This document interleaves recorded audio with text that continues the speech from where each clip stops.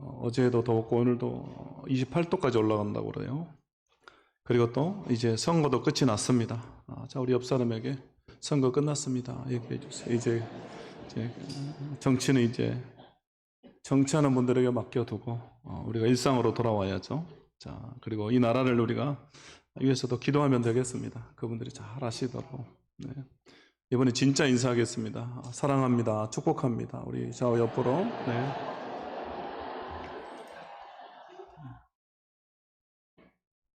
여러분 벼룩이라고 아십니까? 벼룩?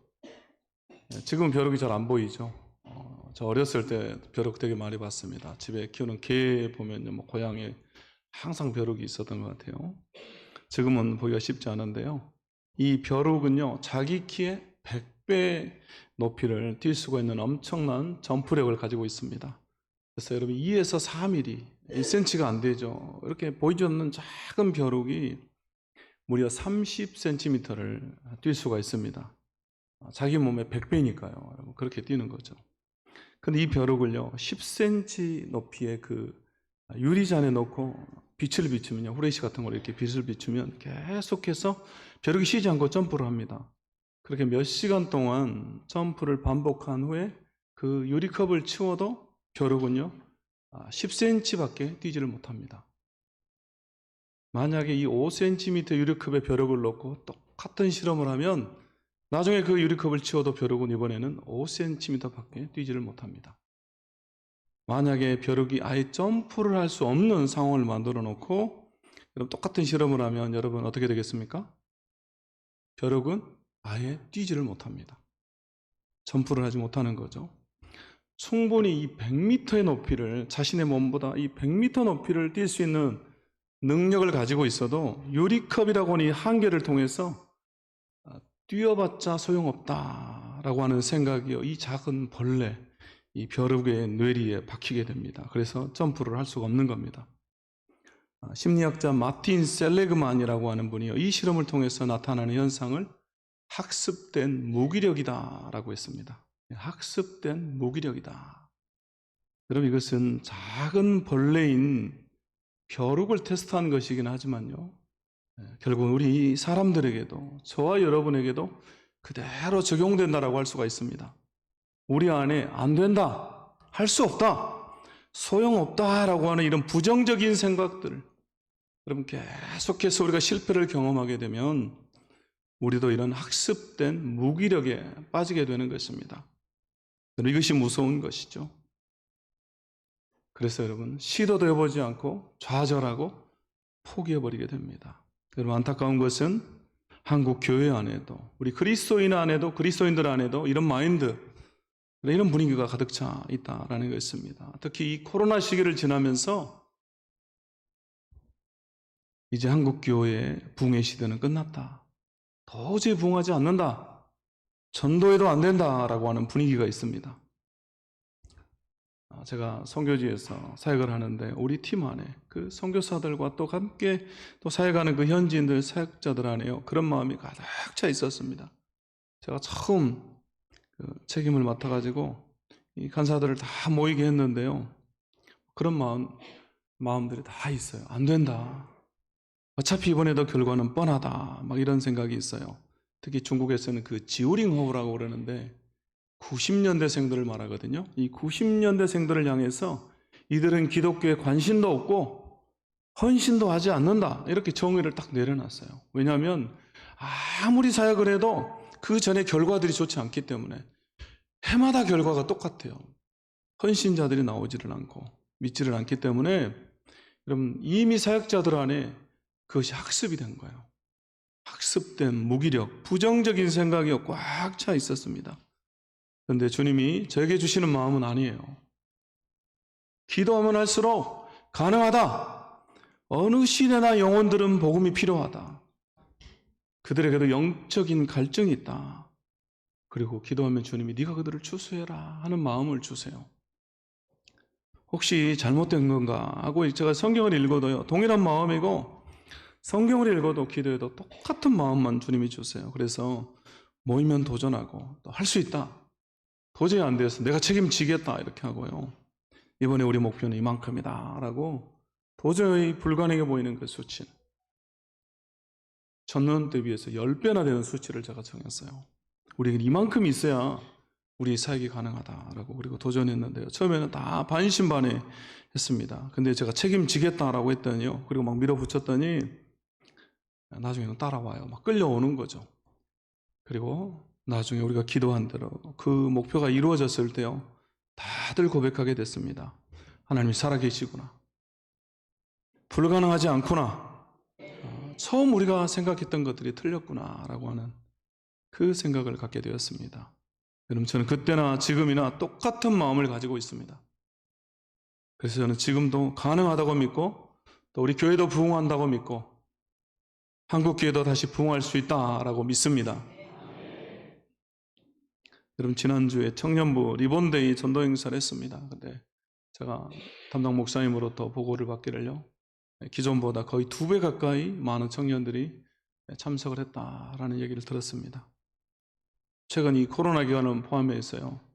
가장 많은 청년들이 모인 겁니다. 여러분, 우리가 기도하면서 도전하면 됩니다.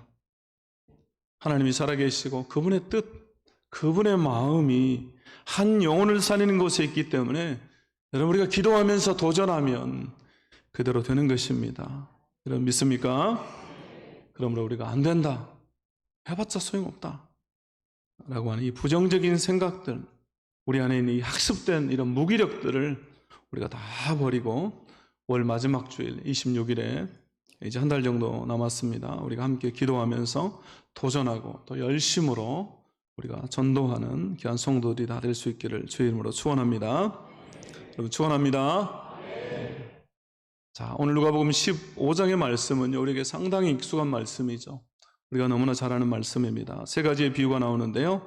잃은 양을 찾는 목자의 비유가 나오고요. 그리고 잃은 드라크마를 찾는 여인, 여자의 비유가 나옵니다. 그리고 우리가 읽지는 않았지만 또 탕자의 비유, 잃어버린 아들에 관한 비유가 기록되어 있습니다. 그런데 예수님께서 이 비유를 말씀하신 이유가 1절과 2절에 나옵니다. 보통 1절과 2절을 많이 건너뛰어 버리는데요. 사실은 1절과 2절이 왜 예수님께서 이 비유를 말씀하시는가에 대한 이유를 설명하고 있습니다. 함께 1절과 2절 읽어보도록 하겠습니다. 시작. 모든 세리와 죄인들이 말씀을 들으러 가까이 나아오니 바리새인과 서기관들이 수군거려 이르되 이 사람이 죄인을 영접하고 음식을 같이 먹는다 하더라. 아멘. 예수님께서 말씀을 전하시는데요. 세리와 죄인들, 여기서 이 죄인들이라고 하는 것은 바리새인과 서기관들이 그렇게 부르던 사람들이죠. 창녀라든가 또 가난하고 또 병든 사람들, 이방인들을 말합니다.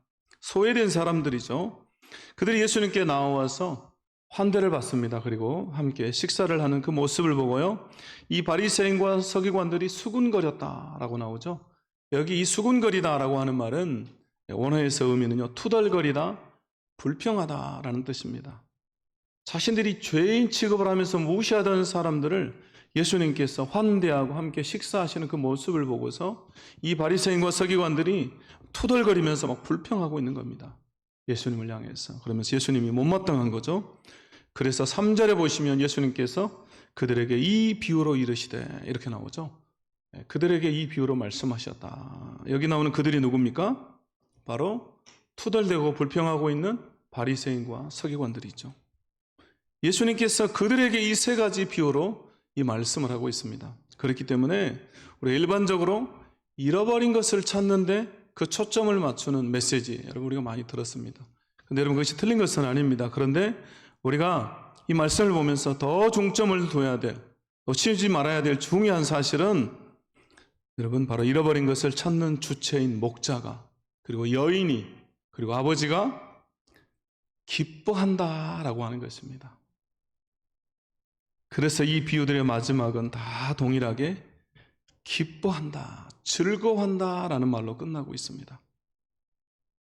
여러분, 5절에서 7절 말씀을 보면요, 잃어버린 양을 찾은 목자가 찾은 후에 즐거워하면서 어깨에 그 양을 메고 돌아옵니다. 그리고 집에 돌아와서 너무너무 기뻐서 친구들과 이웃을 불러 모으고 잔치를 벌리면서 나와 함께 즐기자라고 하면서 마지막에 기뻐하는 것보다 더하리라, 더 기쁘다, 이렇게 말합니다. 또 9절과 10절에서도 드라크마를 찾은 여인이 똑같이 즐거워하며 기뻐하는 모습을 성경 기록하는데요. 역시 친구들과 이웃을 불러 모으고 함께 즐기자라고 하면서 잔치를 벌이는데 마지막에 기쁨이 되느니라 라고 말씀을 맺고 있습니다. 여러분, 이어지는 탕자의 비유도 마찬가지입니다. 잃어버린 아들을 찾은 아버지가 즐거워하고 기뻐하는 것이 마땅하다라고 비유를 끝맺고 있습니다. 결국 이 세 비유마다 결론으로 동일하게 하고 있는 말은 그것을 찾는 주체가 기뻐한다라는 것입니다. 그럼 여러분, 이것은 누가 기뻐한다라는 것을 비유로 말씀하고 있는 겁니까? 예수님이, 우리 주님이, 하나님이 기뻐하신다 그 말이죠. 예수님께서 투덜거리고 있는 이 바리새인과 서기관들에게 야, 지금 나는 너무너무 기뻐. 너희들은 이 죄인이라고 비판하면서 그들을 소외하지만 나는 이들과 함께하는 것이 기쁘다라는 말을 하고 있는 겁니다. 그러므로 우리가 이 비유를 통해서 기억해야 될 것은요, 우리가 주님을 기쁘시게 하는 자가 되어야 된다라는 것입니다. 여러분, 우리 그리스도인의 사명, 교회의 사명은 주님을 기쁘시게 하고 하나님을 기쁘시게 하는 것입니다. 믿습니까? 제가 이번에도 이렇게 대신방을 하면서 보니까요, 작년에는 몰랐던 것들을 이렇게 또 새롭게 발견하고 있는데요, 이제 하다 보니까 더 세밀하게 가정들의 그 상황들 또 알게 되는 거죠. 제가 보니까 우리 교회 성도들이요, 효자, 효녀들이 너무너무 많아요. 예전처럼 막 무슨 상 준다 그러면 지금도 주는지 모르겠어요. 근데 우리 교회 성도들이 다 받을 것 같아요. 막 연로하신 부모님도 잘 모시고 또 그 말씀에 순종하고 막 또 맛있는 거 대접하고 제가 보면서 야, 진짜 대단하다라는 생각이 들었습니다. 여러분, 우리가 육신의 자녀들이 그 부모에게도 이렇게 효도하고 기쁘게 해드리려고 노력하죠. 하물며 하나님의 자녀된 우리가 어떤 삶을 살아야 되는가? 마찬가지라는 것입니다. 하나님의 자녀된 우리가 하나님 아버지를 기쁘시게 해드리는 삶, 주님을 기쁘시게 해드리는 그 삶을 우리가 살아야 할 줄로 믿습니다. 우리가 하나님을 기쁘시게 하면 하나님 우리에게 복을 주시는데요, 잠언 16장 7절에 이렇게 말씀합니다. 함께 읽겠습니다. 시작. 사람의 행위가 여호와를 기쁘시게 하면 그 사람의 원수라도 그와 더불어 화목하게 하시느니라. 아멘. 여러분, 이 말 이해가 되십니까? 사람의 행위가, 우리가 하는 일이 하나님을 기쁘시게 하면 나의 적들, 나의 원수들까지도 화목하게 만들어주신다, 이렇게 말씀합니다. 여러분, 이 적, 원수라고 하는 것은 여러분 결국은 내가 가진 문제들이고 어려움들 아니겠습니까? 그러므로 하나님을 기쁘시게만 하면 나의 원수들까지도, 내 앞에 놓인 수많은 문제들까지도 하나님이 다 해결해 주신다, 그런 말씀이죠. 결국 우리가 하나님을 기쁘시게 하는 삶을 살면 우리의 문제는 하나님이 해결해 주십니다. 하나님 우리의 삶을 책임져 주십니다. 그러므로 우리가 하나님을 기쁘시게 해드리는 삶, 우리 주님을 기쁘시게 하는 삶을 살아야 할 줄로 믿습니다. 자, 여러분, 오늘 또 누가복음 15장에서 비유는요, 동일하게 기뻐하고 즐거워하는데요, 그들이 무엇 때문에 기뻐합니까? 여러분, 왜 기뻐합니까? 이런 것을 찾은 후에 기뻐하죠. 이런 것을 찾았기 때문에 기뻐하고 즐거워합니다. 잃어버린 양을 찾고, 잃어버린 드라크마를 찾고, 잃어버린 아들을 찾고 기뻐합니다. 그리고 우리 예수님은요, 이 비유를 마지막에 가서 죄인 한 사람이 회개하고 돌아오는 것으로, 잃어버린 한 영혼을 살리는 것으로 말씀을 하고 있습니다. 자, 7절 말씀 우리가 함께 읽어보도록 하겠습니다. 시작. 내가 너희에게 이르노니 이와 같이 죄인 한 사람이 회개하면 하늘에서는 회개할 것이 없는 의인 99으로 말미암아 기뻐하는 것보다 더하니라. 아멘. 여러분, 10절에서도 동일하게 말씀합니다. 내가 너희에게 이르노니 이와 같이 죄인 한 사람이 회개하면 하나님의 사자들 앞에서 기쁨이 되느니라. 또 32절에서는 아버지가 이렇게 말합니다. 내 동생은 죽었다가 살아났으며 내가 잃었다가 얻었기로 우리가 즐거워하고 기뻐하는 것이 마땅하다 하니라. 여러분, 이처럼 죄인 한 사람이 회개하고 돌아오면, 한 영혼이 돌아올 때 우리 주님이 이렇게 기뻐하신다, 우리 하나님 이렇게 기뻐하신다라고 말씀하고 있습니다. 그러므로 우리는 주님이 가장 기뻐하시는 잃어버린 영혼을 살리는 삶을 우리가 살아야 할 줄로 믿습니다. 여러분, 이것이 우리 주님이 우리에게 원하시는 것이고, 그리고 46년 전에 이 계림동에 우리 혜송교회를 세우신 하나님의 목적인 줄로 믿습니다. 그래서 여러분, 에스겔 33장 11절에 보면요, 우리 주님의 마음, 우리 주님 뭘 기뻐하시는지 정확하게 여러분 기록을 해놨습니다. 우리가 함께 읽어보겠습니다. 시작. 너는 그들에게 말하라. 주 여호와의 말씀이니라. 나의 삶을 두고 맹세하노니 나는 악인이 죽는 것을 기뻐하지 아니하고 악인이 그의 길에서 돌이켜 떠나 사는 것을 기뻐하노라. 이스라엘 족속아, 돌이키고 돌이키라. 너희 악한 길에서 떠나라. 어찌 죽고자 하느냐 하셨다 하라. 아멘. 여러분, 주님 분명히 말씀하고 있습니다. 나는 악인이라도 죽는 것을 기뻐하지 않는다. 악인이 그의 길에서 돌이켜 떠나 사는 것을 내가 기뻐한다. 이렇게 말씀하죠. 여러분, 악인이라고 할지라도, 세상 모든 사람들이 다 손가락질하는 그런 사람이라고 할지라도, 나는 그가 그 죄악된 길에서 돌이켜 떠나 사는 것을 기뻐한다. 그도 구원받기를 원한다라는 것이죠. 여러분, 이것이 우리 주님의 마음입니다. 우리 주님은요, 그 영혼을 위해서도, 그 악한 사람을 위해서도 십자가에서 피 흘려 죽으신 것입니다. 그러므로 한 영혼을 살리기 위한 전도는요, 하나님의 마음이고, 성교는 하나님의 꿈인 것입니다. 주님의 마음과 꿈이 여기에 있기 때문에 여러분, 전도하는 교회는 부흥하지 않을 수가 없습니다. 여러분, 전도해야 부흥하는 것입니다. 또 선교하는 교회는요, 망하는 법이 없습니다. 선교하면 하나님이 복을 부어주십니다. 여러분, 이것은 개인도 교회도 마찬가지입니다. 그래서 여러분, 올해 우리 교회 비전이 뭡니까? 성령 충만하여 전도하며 선교하는 교회. 여러분, 우리가 올 한해 성령 충만하여 전도하며 선교하자라고 정한 것은 여러분, 당연히 우리 교회도 부흥해야 되지만, 우리가 전도하고 선교하면 하나님을 기쁘시게 하기 때문에, 주님의 마음이 여기에 있기 때문에 여러분, 나도 살고 내 가정도 살고 그리고 우리 교회도 사는 것입니다. 하나님이 책임져 주시기 때문에. 우리가 조금 전에 읽었던 그 잠언 16장의 말씀처럼 하나님을 기쁘시게 하면 원수라도 하나님이 화목해 주시겠다라고 말씀하고 있잖아요. 여러분, 믿습니까? 결국 여러분, 우리가 전도하며 선교할 때 우리가 사는 것입니다. 그러므로 우리가 다시 한번 이번 대회를 준비하면서 우리 주님이 기뻐하시는 이 일, 나와 내 가정이 살고 우리 교회가 살고 또 이 민족이 사는 한 영혼을 살리는 이 일을 위해서 우리가 기도하면서 다 참여해야 할 줄로 믿습니다. 제가 이번 주에 또 신방을 많이 했습니다.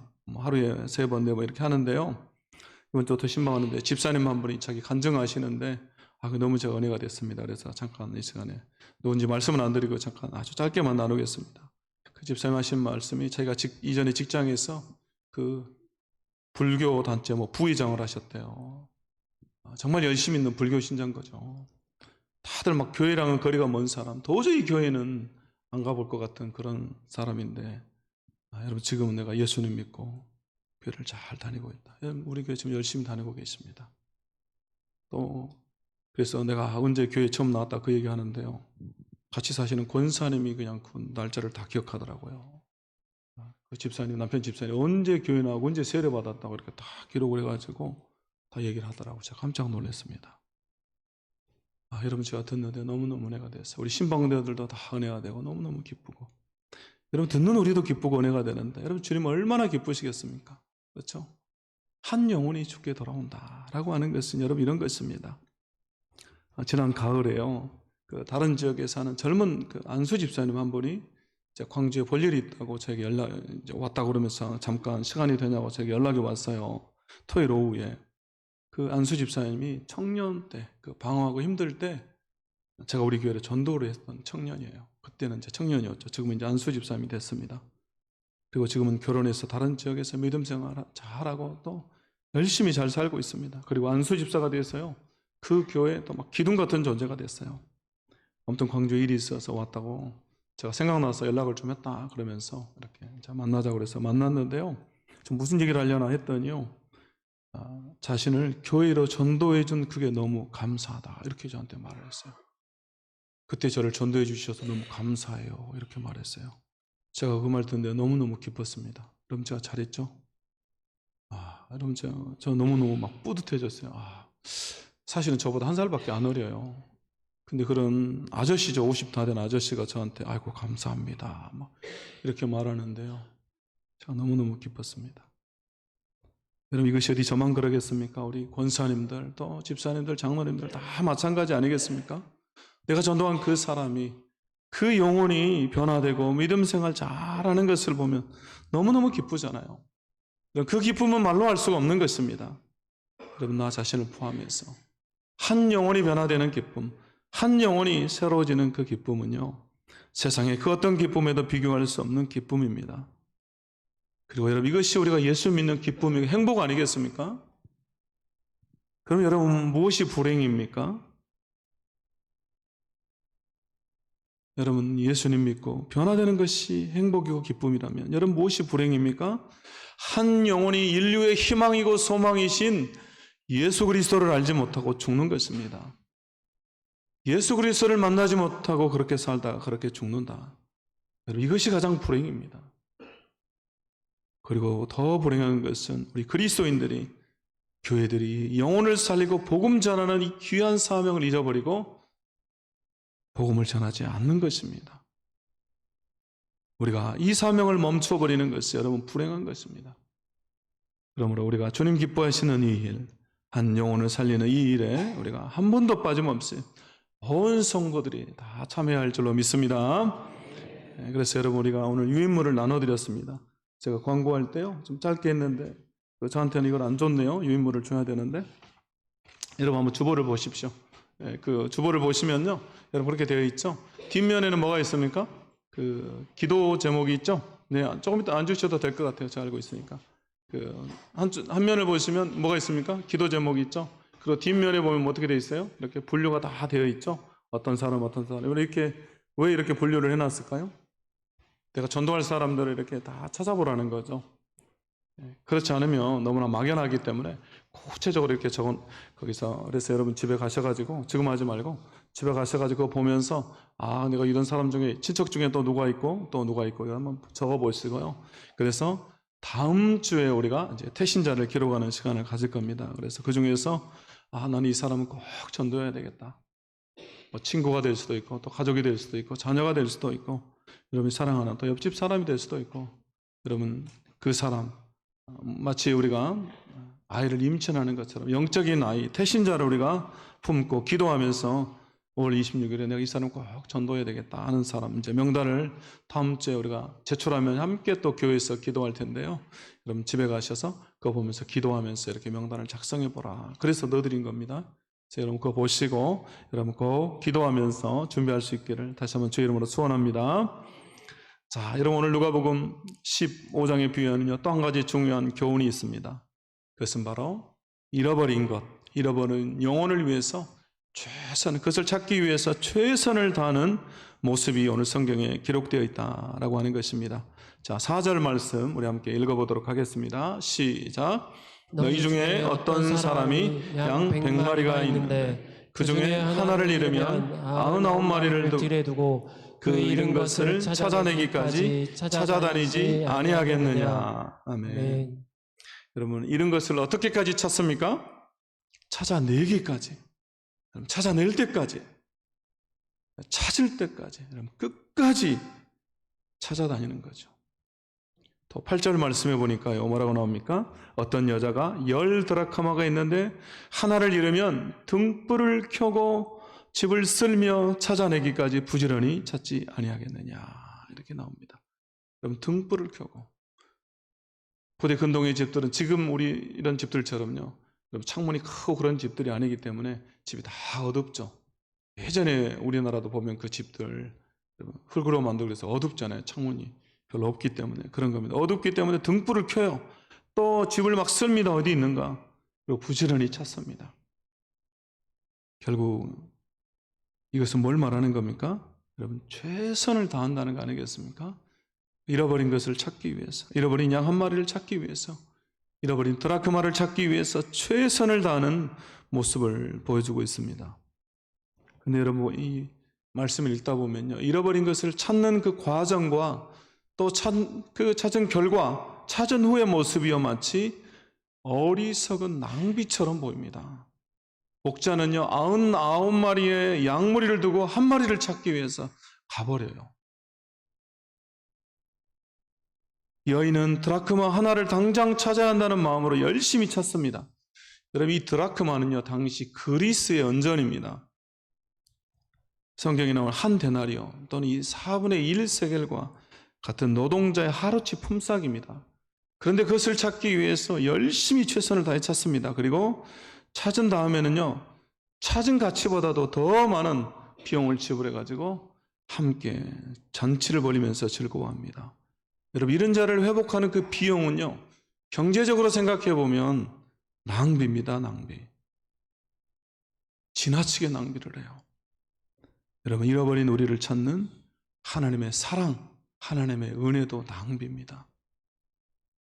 결국 영혼의 회복은요 누군가의 낭비처럼 보이는 최선을 다하는 그 희생으로만 가능한 것입니다. 낭비와 같은 사랑과 은혜가 없으면 이런 것이 발견되는 일이 없고 찾는 것을 찾을 수가 없습니다. 그러므로 우리가 최선을 다해서 잃어버린 것을 찾기 위해서 포기하지 않고 노력하는 것이죠.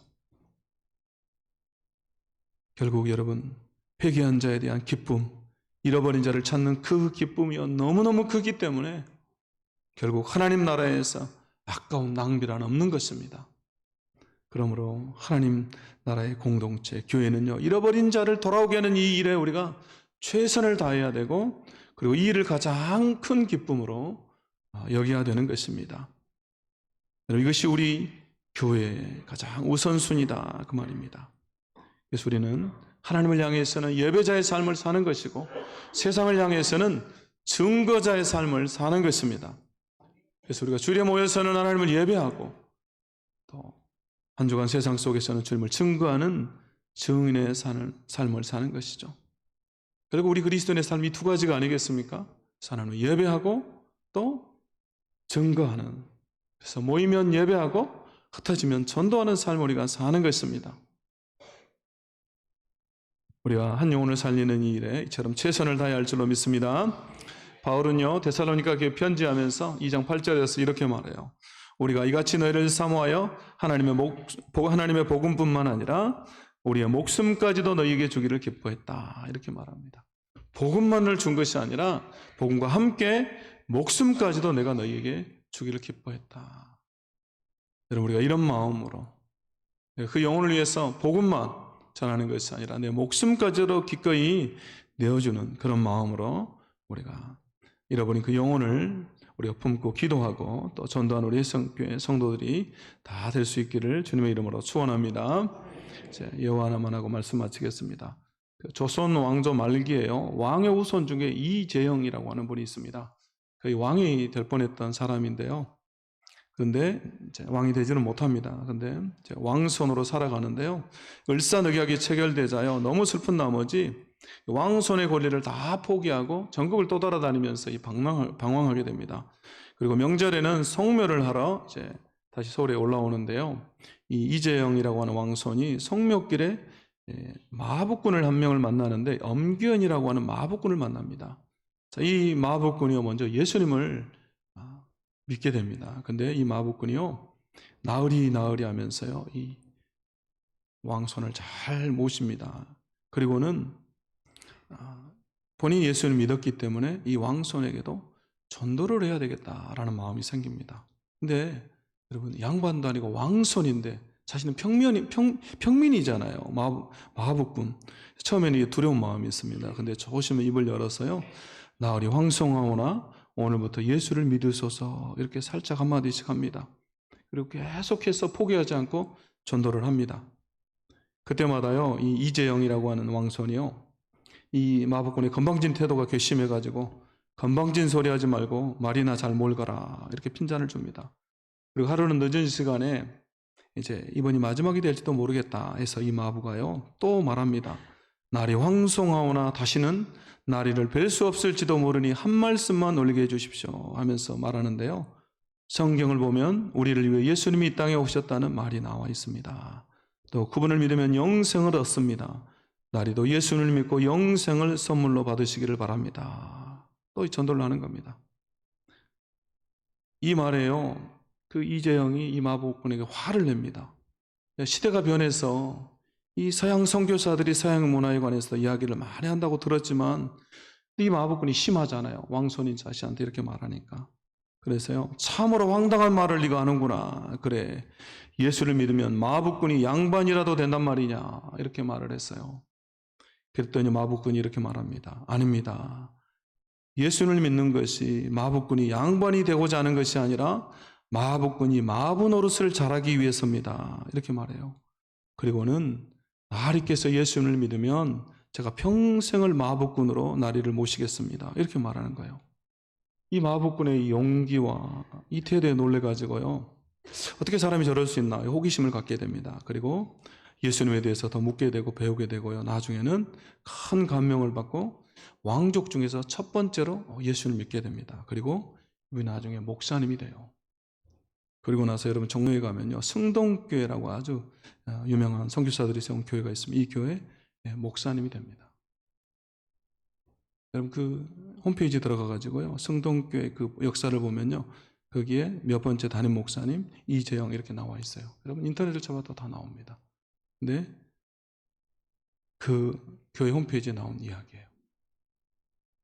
왕족 중에서 참 예수를 믿게 된 그 이재영이라고 하는 목사님의 이야기. 왕손이 예수를 믿게 된 이야기입니다. 여러분 포기하지 않는 이 마부의 열정, 그 열정이요, 이 이재영이라고 하는 분을 죽게 돌아오겠습니다.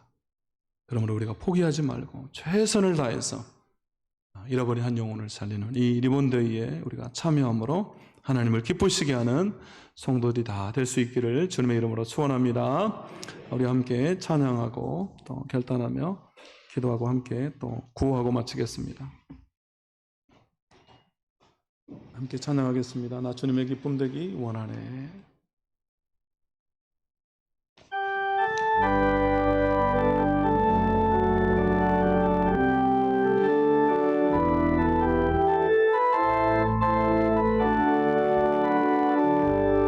나 주님의 기쁨 되기 원하네. 나 주님의 기쁨 되기 원하네.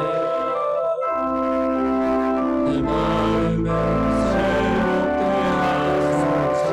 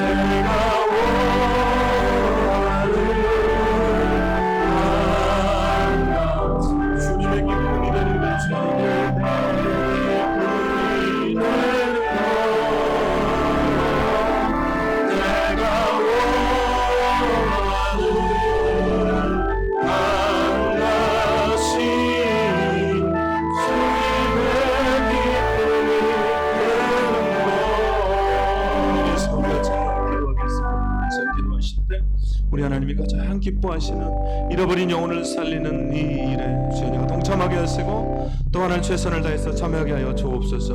여러분 또 생각나는 그 영혼들, 내가 반드시 전도해야 될 내 가족들, 내 자녀들, 또 내 남편, 내 아내, 또 내 직장의 동료, 여러분 그 사람들을 생각하면서 주여 내가 이 영혼을 이번에는 반드시 전도하게 하여 주옵소서. 그 영혼이 주께 돌아오게 하여 주옵소서. 함께 주의 이름을 한번 부르며 우리가 기도하며 나아갑니다. 주여